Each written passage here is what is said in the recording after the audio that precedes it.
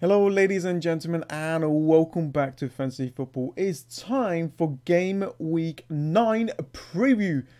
So I got a lot of things to talk about. We got some injuries. I'm going to show you guys my team for Game Week 9 and what I'm going to be doing. If I'm going to be making like transfers and how my team is going to be set up for Game Week 9. And yeah, and a few other transfer options for you guys. But before we continue with the video, follow me on Twitter, guys, if you want any kind of FPL updates from me. So this is my team setup so far. I haven't made any transfers because we are in the international break. Anything can happen. I'm around 21,000 in the rankings, which is like incredible. All I need to do is just maintain it. It's still early stages though. Anything can happen. So yeah, we'll see what happens with that. So my team. I'm going to go through the transfers in a sec. Let me just go through my team so you guys hear my thoughts and, you know, what I think in an upcoming game. So if I look at my overall team, I can see that I got players with decent fixtures for Game Week 9. So I could do really well for this game week. I'm just going to go through my players right now. Now, Wolves against Watford. This could be another chance for Wolves to continue on what they're doing. Another clean sheet could be possible here. I do have Bennett, but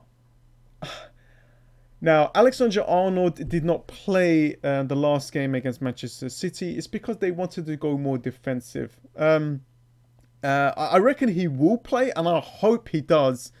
And if he does, that means not only he can keep a clean sheet, but he's got a higher chance for him to get more points than Bennett. So that's kind of my strategy. And if he doesn't play, or if any of my defenders doesn't play, then Bennett will come along.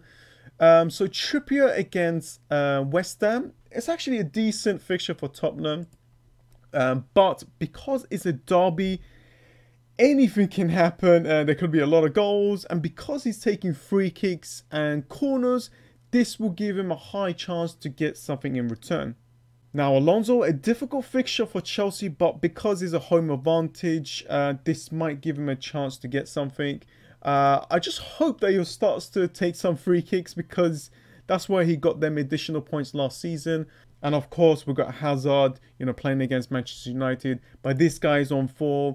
You know, he's taking penalties. I think he's taking one or two corners as well. I'm not 100% sure on that, but still he is a bonus magnet player. He's incredible. He is on fire. He might even get like the highest points this season, like how Salah did last season. So a fantastic player to own. And next up, we got Richarlison, who played up front in the last game, which is like fantastic for owners, for a guy that is playing in a different position that could get a lot of points.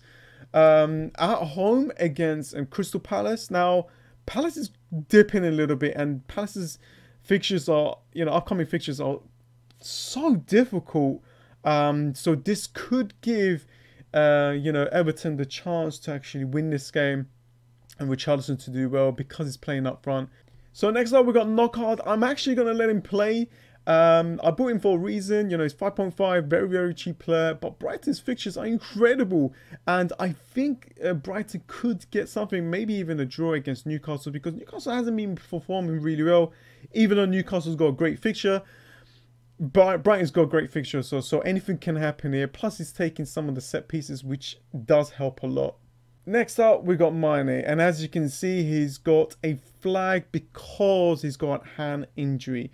Now, I think he broke his thumb, so I don't know how long he's out for. I don't even know if he's fit for the Huddersfield game, but this is an issue that we need to sort out.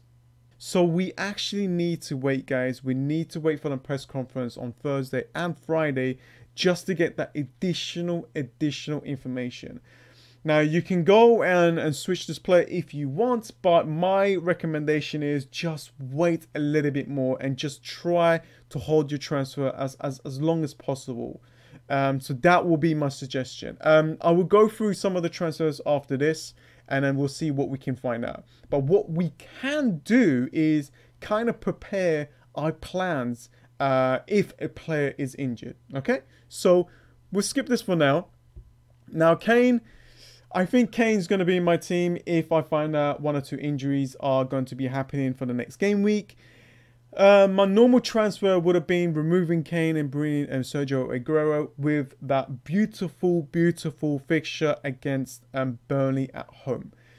Now, I might not be able to do that. I might just keep Kane, and I think I need to captain Kane against this fixture.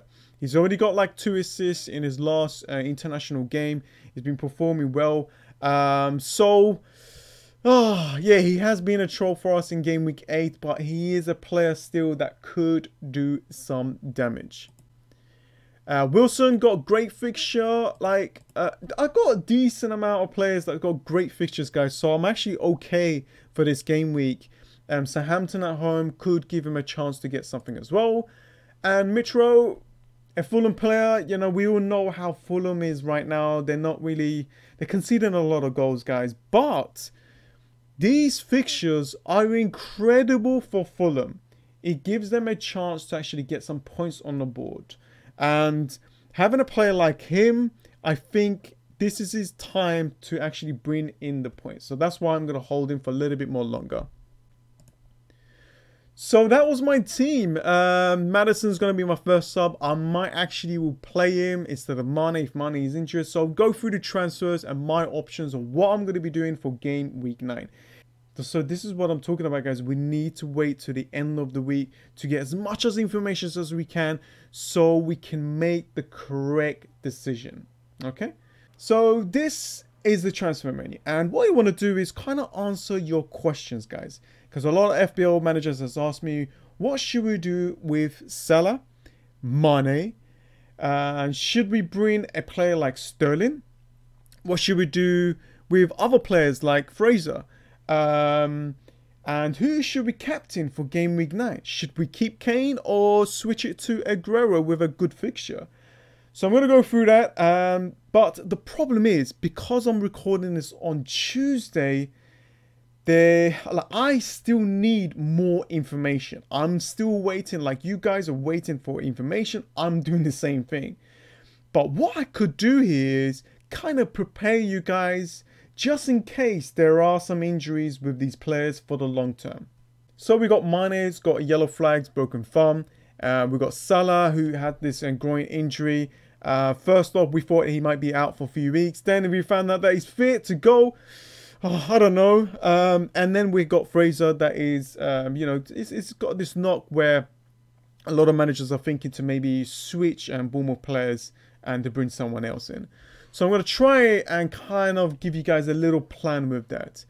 Now, as for the Bournemouth player, of course, you know, you can go and bring yourself like a player like Knockhart or Richarlison. If you can spend a little bit more money, then you can go for a Maddison, or even Sigurdsson could be a great shout, guys. So if you do have the funds, maybe Sigurdsson could be the guy to give you guys that little bit of a rank boost. And as for Salah and Mane, we just need to wait.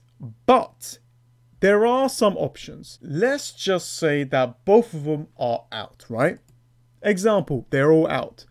If you don't have Hazard, I think Hazard's the main guy that you need to bring in. Not only he's in form, but Chelsea's got a decent amount of great fixtures in the upcoming game weeks. And of course, like Mane or Salah, if one of them's injured, then Sterling could be the option to go for.